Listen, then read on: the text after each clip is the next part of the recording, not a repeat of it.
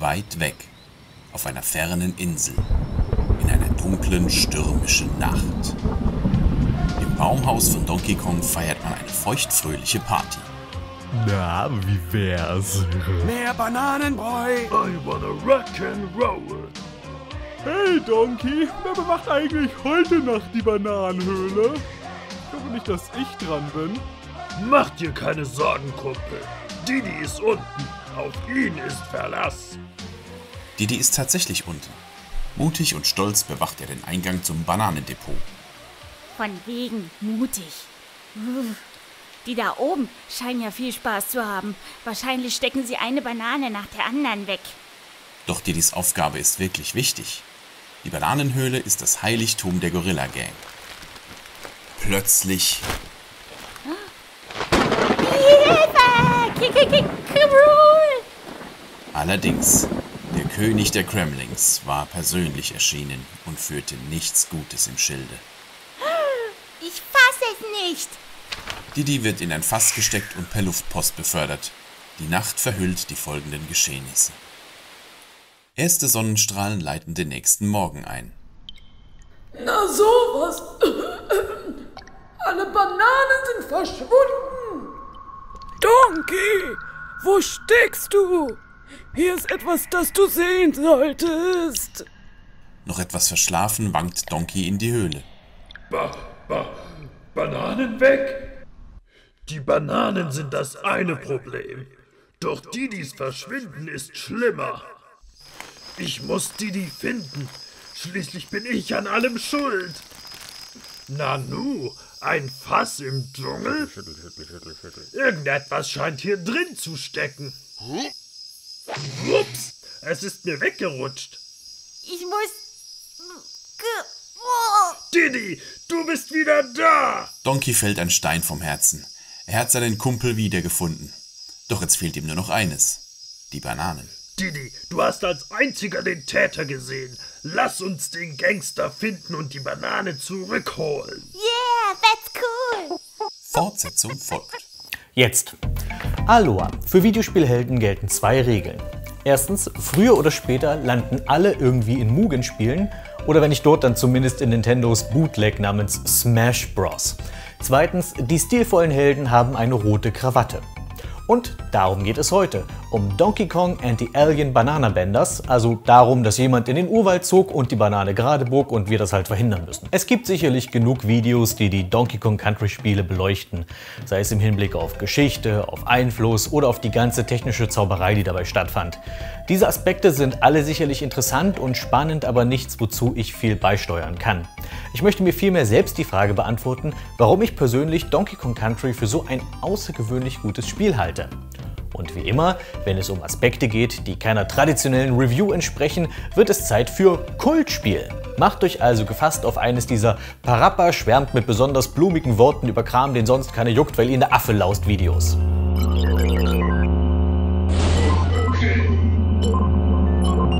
Im Mittelpunkt dieses Spiels steht der Affe und sein Freund Didi. Ja? Hier dreht sich alles um die Bananen, denn euer Ziel ist es, die Bananen wiederzufinden, die die bösen Dschungelbewohner aus dem Lager geklaut haben. So viel zur Handlung. Danke, du junge, lockerfreche Moderatorin. Viel komplizierter als das wird es tatsächlich nicht. Donkey Kong wird von den Kremlings, einer crazy Krokodilbande, seines Bananenhorts beraubt. Krokodile sind ja bekanntlich große Bananenfreunde. Donkey und sein Kumpel Didi arbeiten sich nun über die ganze Kong-Insel, um die sich gelb krümmenden Südfrüchte zurückzuholen. Dieses Affeneiland besteht aus 6 Welten, die je einer Thematik folgen. Dschungel, Ruinen, Wald, Gletscher, Fabrik und Kavernen. Am Ende stürmen die Kongs das Schiff der Kremlings und fordern ihren Anführer, King K. Rool, heraus. Und hier direkt Chapeau für das Charakterdesign. So geht Wiedererkennungswert. Einfach nur ein böses Krokodil wäre irgendwie lahm. Aber ein böser, adipöser, quasi adipöser Krokodilkönig auf einem Piratenschiff, das prägt sich ein. Unterwegs wird sehr viel gehüpft und reicht Hüpfen nicht aus, greift der Affe zur Waffe, nämlich Fässer. Ein Überbleibsel aus Donkeys schillernder Arcade-Vergangenheit, wobei ja angeblich der alte Cranky der Original Donkey Kong sein soll. Worauf übrigens schon das Intro hindeutet mit Cranky auf einem roten Stahlträger und dann schubdibublibub sind wir im Dschungel beim neuen Donkey Kong. Diddy ist dabei der schnelle und agile Affe, während Donkey als Kraftpaket auch Klopse verklopst. Ein Wechsel zwischen beiden ist jederzeit möglich, sofern beide gerade da sind, oder realistischer ausgedrückt, du kannst jederzeit zu Diddy wechseln und Donkey nimmst du nur dann, wenn es egal ist, wie in Wasserwelten. Das ist das sogenannte Raphael-Axiom. Naja, wobei es im Multiplayer von Vorteil sein kann, wenn ein Mitspieler, der die Spielmechaniken noch nicht so gut beherrscht, erstmal Donkey spielt, weil der es dann etwas langsamer angehen muss. Apropos Multiplayer. Es stehen 2 Mehrspieler-Modi zur Wahl. Miteinander, wobei jeder einen der Affen übernimmt, und gegeneinander. Da spielt jeder sein eigenes Primatenteam, unterschieden in Rot und Gelb, genau wie beim Super Toy Club. Ich mag, dass man diese Wahl hat. Meist bevorzuge ich die kooperative Variante, weil mir die kompetitive zu wenig kompetitiv ist. Weil man spielt da das Spiel eigentlich nur parallel, aber nicht wirklich gegeneinander. Hier hat es mir gut gefallen, also beispielsweise, wenn ein Team einen Bonusraum geplündert hat, dass dieser dann für das andere Team leer wäre oder so. Ich finde, Mario 3 hat das ziemlich gut hinbekommen. Soviel zunächst zu dem ganzen allgemeinen Kram. Schauen wir jetzt ins Detail. Neben dem Standard-Gameplay werden die Level immer wieder durch Einschübe aufgelockert, wie wilde Lorenrasereien à la Action-Kino in Babelsberg oder dem Unterwerfen und Reiten geringerer Lebensformen wie Fische, Vögel und Amphibien. Mal wird sich an Seilen geschwungen, mal gar donnernd aus Fässern rausgeschossen, mal geht's auf Tauchgang. Was Donkey Kong Country dabei vortrefflich gelingt, ist der Schwierigkeitsgrad. Die Kurve des Anspruchs ist beinahe perfekt. Die Dschungelwelt ist angenehm einfach und unkompliziert, du lernst alle wichtigen Mechaniken und bekommst genügend Leben nachgeworfen, um zu scheitern, ohne zu verzweifeln. Einfach nur durch Einsammeln von Bananen und warum solltest du sie nicht einsammeln? Es sind Bananen, die sind köstlich. Viele Leute finden zum Beispiel das Lorenrennen schwierig und es hat auch ein paar tückische Stellen. Aber direkt nach dem Checkpoint schwebt jedes Mal ein Extraleben rum. Danach steigert es sich spürbar und du musst dich schon reinhängen, um durchzukommen. Das beinahe perfekt kommt davon, dass ich Welt 4, die Eiswelt, als deutlich schwieriger denn Welt 5, das Industriegebiet, empfinde. Apropos Empfinden, ein weiterer Grund, warum ich den Anspruch für so gelungen halte, ist mit den inneren Mechaniken des Spiels verwoben. Wie oft ist es dir schon passiert, dass du in einem Spiel abstürzt und sagst, aber ich hab doch gedrückt? Das passiert dir hier nicht. Nie. So ähnlich ist es in diesen Momenten, wo du dir nicht ganz sicher bist, ob du den Gegner getroffen hast oder er dich. Solche Unklarheiten bei der Kollisionsabfrage entscheidet das Spiel quasi immer zugunsten des Spielers. Die Trefferzonen sind ja nicht so ganz eindeutig aufgrund dessen, wie die Figuren designt sind. Warum also den Spieler dafür bestrafen? Kurzum, die Kollisionsabfrage ist großzügig, aber nicht zu großzügig. Es gibt eigentlich nur 2 Dinge, die mich in puncto Spielfortschritt nerven und beide hängen mit dem Speichern zusammen. Einerseits, die gesammelten Extraleben werden nicht mitgespeichert und andererseits liegen die Speicherpunkte gerne mal sonst wo. Angenommen, du bist weiter hinten im Spiel, hast über 60 Leben, speicherst und spielst am nächsten Tag weiter und wieder zurück auf 5 Versuche. Und wenn du dann mit diesen 5 Versuchen die meinetwegen Schneewelt angehst und du weißt noch nicht so richtig, was dich erwartet, dann kann das schnell zum Game Over führen, weil der Speicherpunkt erst nach 5 recht kniffligen Leveln kommt. Und schon als Kind habe ich mich da häufig gefragt, warum so weit hinten? Musste Candy Kong mit ihrem Speicherpuff echt ganz nach oben auf den Gletscher klettern? Ah ja, Candy Kong. Eine Figur, über die man nicht so viel nachdenken sollte. Ich nun aber schon getan habe. Was ist sie eigentlich? Ich meine, Donkey, Cranky und Funky sind Gorillas. Diddy ist ein Schimpanse. Allesamt eben nur cartoonmäßig gezeichnet. Candy ist so eine Art Vormensch? Ist sie der Homo erectus? Nur halt mit Badeanzug? Außerdem ist sie Donkey Kongs feste Freundin, die aber auch gerne mal seinen besten Freund anbaggert und Küsschen gibt. Im Beisein von Donkey Kong. Und ich dachte, Kakariko liegt in Hyrule. Ansonsten ist da aber absolut nichts Seltsames an dieser Beziehung. Auch nicht, dass beide denselben Nachnamen Kong haben. Das ist ganz normal in der Kong-Familie und erklärt auch ein wenig den ein oder anderen Verwandten. Na, immerhin gibt's Funky Kong, ein Sinnbild von 90er Jahre Coolness. Also so uncool, dass es irgendwie schon wieder cool ist. Nun zu einem wichtigen Aspekt, den ich an diesem Spiel auch sehr mag. Es gibt keine doofen oder nervigen Gimmicks. Schaust du dir andere Spiele aus der Epoche an, dann kommt immer irgendwann das eine doofe Gimmick-Level. Die sterbenslangweiligen Schiebeabschnitte in Mario. Verschwindibus-Blöcke in Mega Man, Pudellabyrinthe in Evermore. Selbst Donkey Kong Country 2 und 3 bleiben davon nicht verschont, denn dort gibt es ja diese Tierfreund-Solo-Missionen. Ich glaube, ich spreche für die meisten von uns, wenn ich sage, ich bring's schnell hinter mich. Die Tierfreunde hatten ihre Premiere hier in Teil 1. Sie sind Variationen bzw. Erweiterungen des Gameplays, die dir an bestimmten Stellen im Spiel zur Verfügung stehen und mit denen du oft Gegner erledigen kannst, die sonst unbesiegbar oder zumindest nur fässerphob sind oder mit denen du verborgene Boni entdeckst.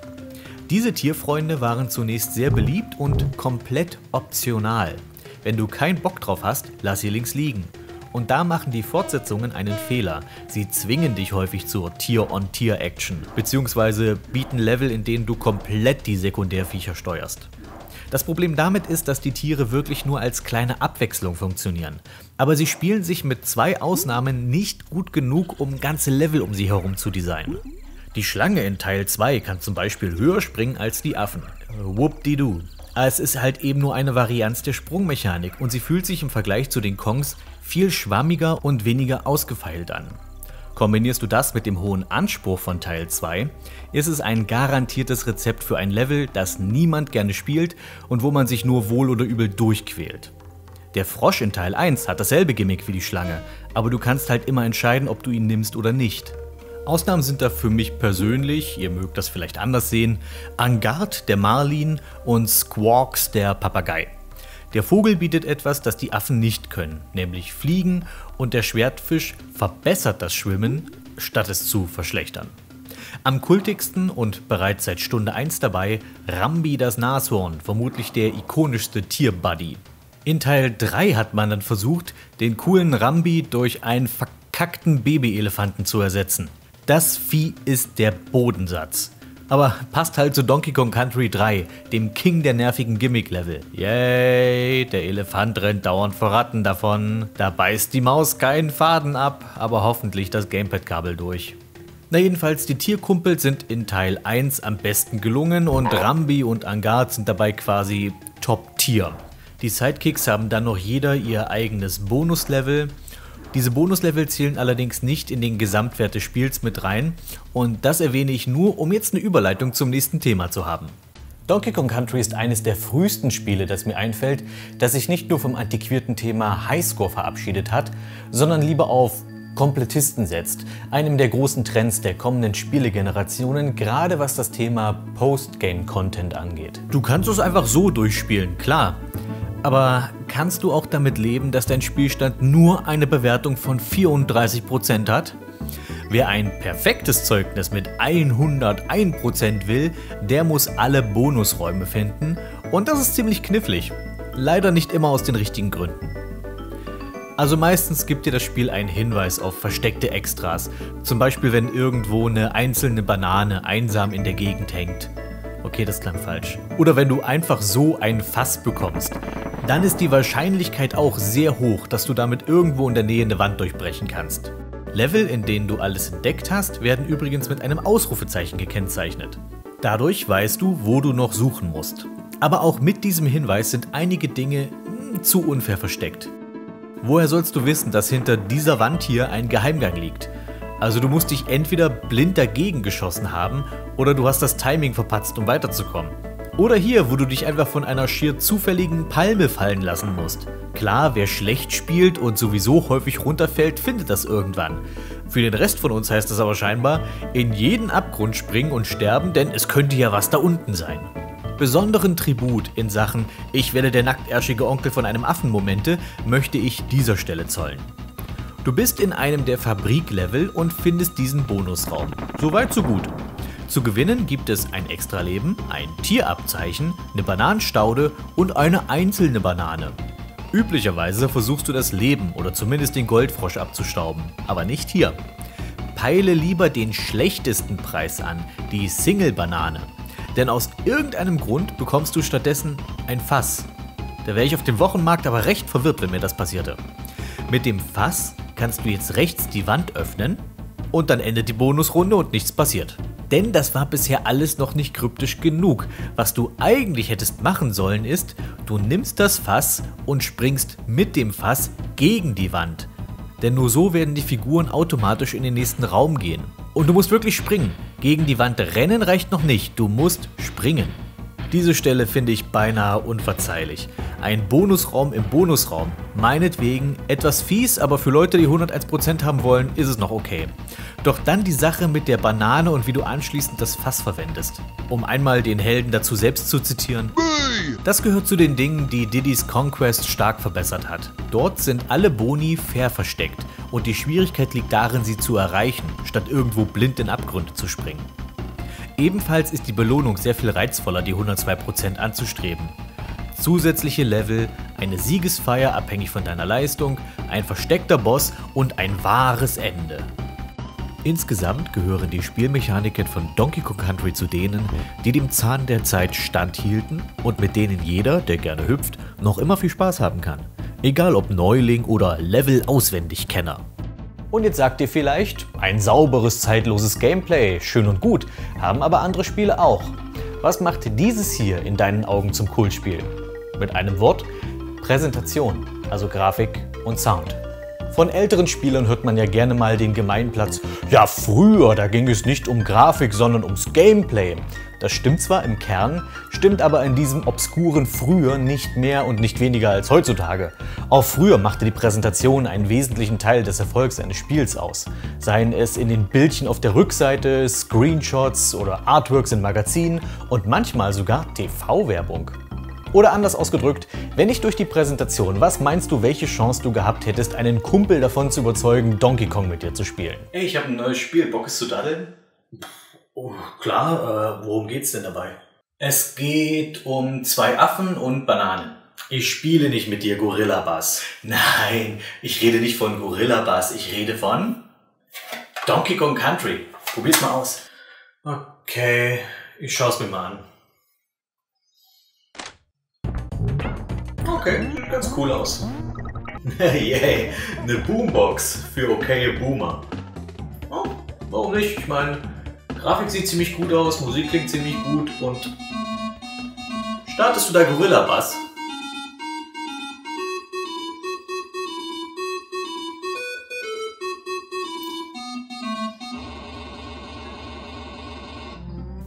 Über Grafik im Sinne von Kunst zu reden, finde ich immer recht schwierig, aber ich will es versuchen.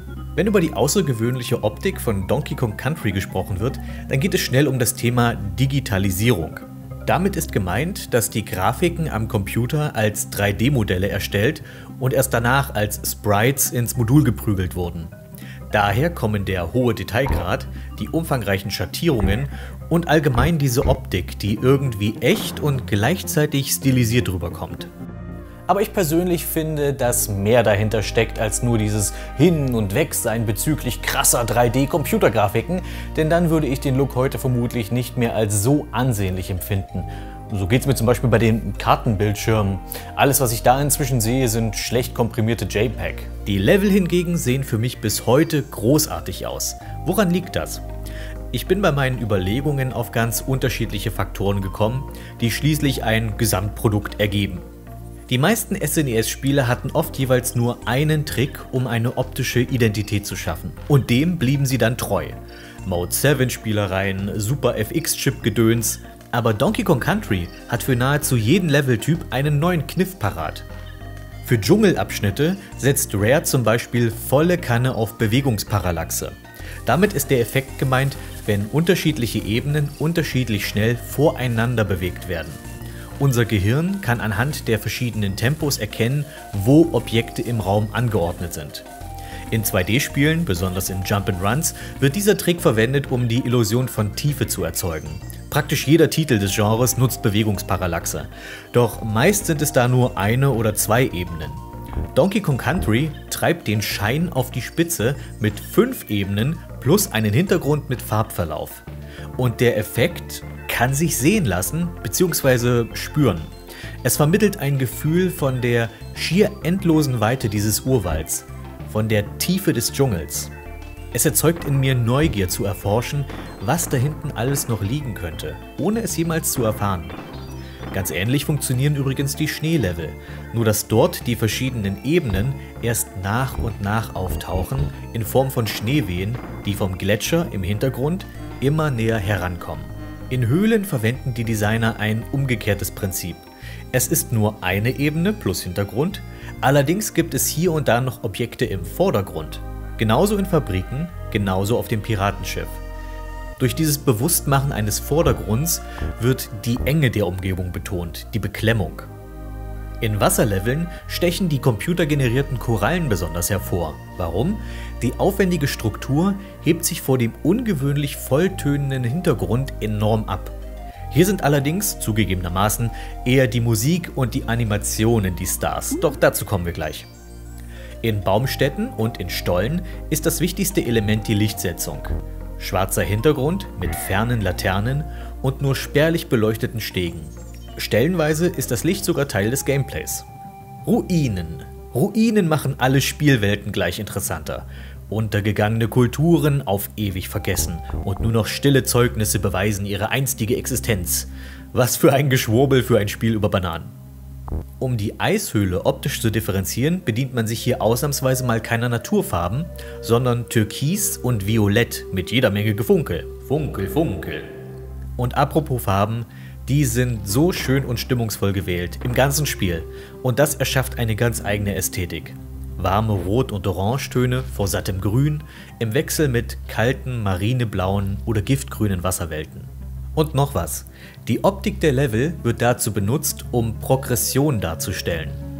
Level 1 beginnt mit einem schönen sonnigen Tag im Dschungel und endet mit dem Anbruch der Nacht. In Level 2 ist es dann durchgehend Nacht, nur dass nun ein tropisches Unwetter hereinbricht. Die Sicht ist schlecht, die Gürteltiere noch schlechter drauf, wer kennt es nicht. Unsere affigen Genossen kämpfen sich durch die sturmgebeutelte Nacht, bis das Morgengrauen den Monsum vertreibt und sie eine Höhle erreichen, deren Durchquerung Level 3 darstellt. Die Animationen der Figuren ist total sympathisch und stimmig, von den Protagonisten über die Nebenfiguren bis zu den Fieslingen. Den Machern gelingt es, ganz ohne Dialog und nur durch die vielen kleinen Bewegungen ihren Darstellern einiges an Persönlichkeit zu verleihen. Donkey ist ein cooler Dude, keine große Leuchte, aber ein netter Kerl. Ein Kumpel, der dir ohne zu zögern beim Umzug helfen würde. Diddy ist frech und kommt listig rüber. Ein Kumpel, der dir Streiche spielt, doch wenn es drauf ankommt, voll hinter dir steht. Die Feinde reichen von putzig doof über cooler Look bis hin zu Badass.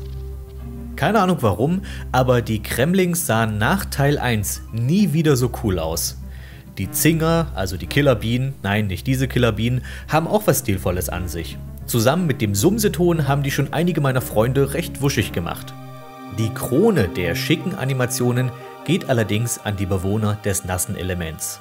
Die bewegen sich alle derart smooth. Sagt bloß nicht den Krankenkassen Bescheid, weil das sonst schnell als rezeptpflichtige Hypnose deklariert wird. Und wenn zu der Optik dann noch der entsprechende Klang kommt.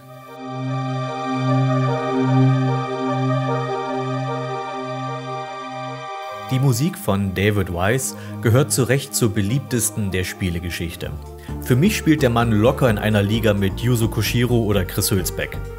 Einen Soundtrack von dieser Güte, den man komplett durchhören kann, ohne einmal zu skippen, das ist selten, zumindest für mich. Mr. Wise entführt uns akustisch mit einem starken Fokus auf Perkussionsinstrumente in die grüne Hölle. Trommeln und Klanghölzer dominieren eingängige Synthesizer-Melodien.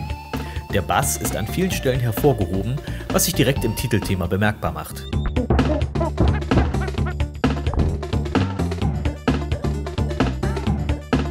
Die Klangerzeugung der einzelnen Orte ist ein Hinlauschen wert. Das Höhlenthema ist minimalistisch wie die Umgebung. Der Fokus liegt hier ganz klar auf den Geräuschen, die man mit einer Höhle verbindet.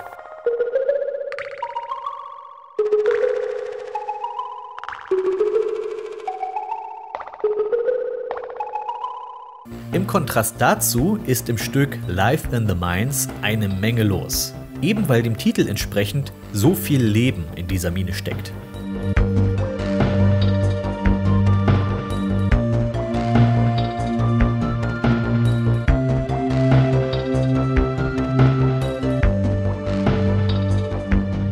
Dabei ist die Musik nicht nur gut, sondern auch effizient eingesetzt, um das jeweilige Szenario in den Leveln zu unterstreichen. Nehmen wir die Besteigung des Gletschers, das erste Schneelevel. Die Musik beginnt mit ruhigem, aber bedrohlichem Klang.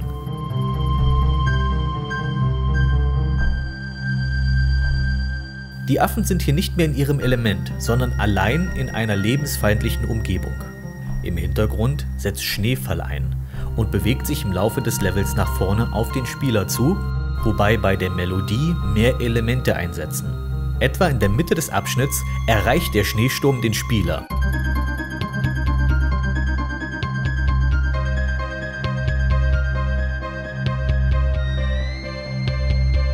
Die Sicht wird mies und die Musik dreht die Dramatik ordentlich hoch.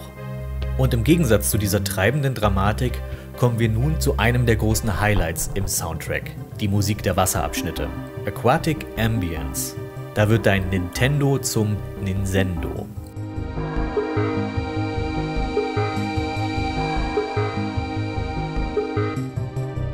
Du hast eine eingängige Melodie, eingebettet in Perkussion, aber gedämmt wie unter Wasser und starkem Hall, um die Weite des Gewässers zu betonen.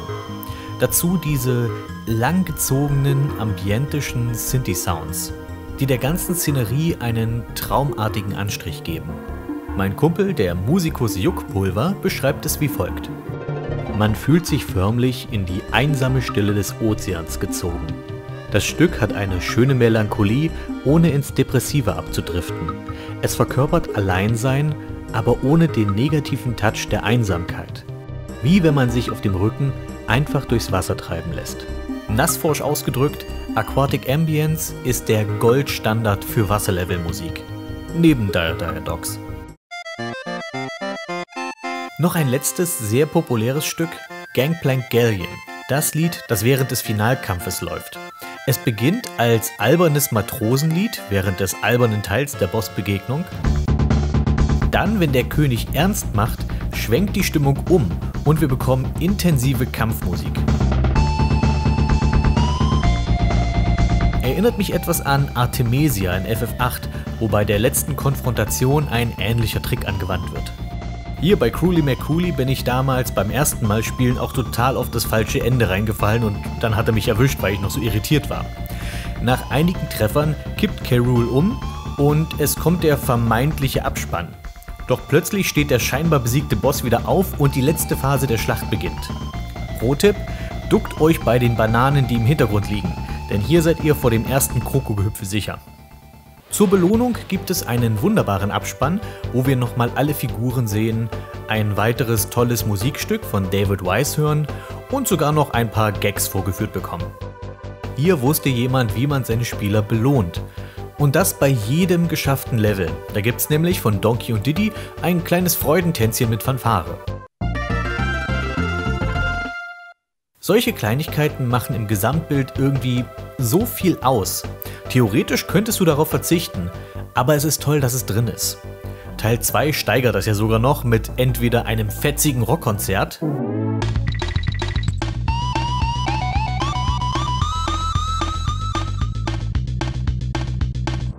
oder einem töften Hip-Hop-Jam.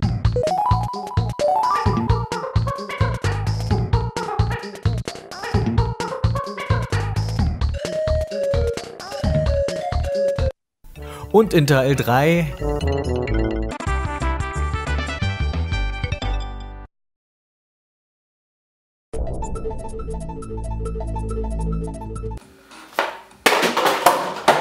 Im Englischen gibt es den Ausdruck Style over Substance. Damit ist gemeint, dass etwas nur gut aussieht, aber ansonsten von inhaltlich geringem Wert ist. Und diese Beschreibung habe ich schon hin und wieder mal für Donkey Kong Country gehört. Und wie ihr euch denken könnt, stimme ich diese Behauptung überhaupt nicht zu. Manchmal ist Stil Substanz. Was hier mit Hilfe der Präsentation geschaffen wird, ist eines der stimmungsvollsten Spiele seiner Ära. Eine Atmosphäre, von der sogar manche Rollenspiele nur träumen können, die ja eher für starke Eindrücke bekannt sind. Es erschafft eine freundliche, helle Welt, die sich selbst ernst genug nimmt, damit du dich drin verlieren kannst, die dein Interesse weckt, aber auch nicht so ernst, dass es mit der Prämisse Gorilla mit Krawatte sucht seine Bananen vom Krokodilkönig kollidiert. Und dazu kommt eben ein wirklich grundsolides Gameplay, das einfach nie alt wird. Keine Ahnung, wie oft ich Donkey Kong Country in meinem Leben schon durchgespielt habe, es wird einfach nie langweilig. Und das ist immer ein sicheres Zeichen dafür, dass hier etwas fundamental richtig gemacht wurde. Der einzige Kritikpunkt am Spiel, dem ich tatsächlich zustimme, ist, dass es sowas wie zu viele Höhlen bzw. Minenlevel gibt. Gerade die letzte Welt mit den Kavernen fühlt sich redundant an, da hätte ich mir lieber nochmal einen schönen Mix aus verschiedenen Leveltypen gewünscht. Und auch wenn ich denke, dass die Fortsetzung Diddy's Kong Quest in nahezu allen Aspekten besser ist als dieser erste Teil, so sind es doch diese Grundlagen, die das originale Donkey Kong Country zu einem Kultspiel machen.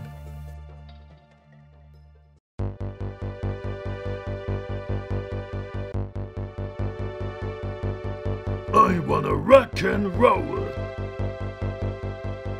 Yeah, that's cool. Alle Bananen sind verschwunden. Ich hoffe nicht, dass ich dran bin. Mehr Bananenbräu. Na, wie wär's? Ich werde versuchen zu rollen, das ist ein guter Trick. Dit noch und dann lachtet Feierabendpilz. Warum sieht das nicht so dämlich aus wie der restliche Müll im Internet? Oh, es wird Zeit. Ihr solltet schon mal abschalten, ja.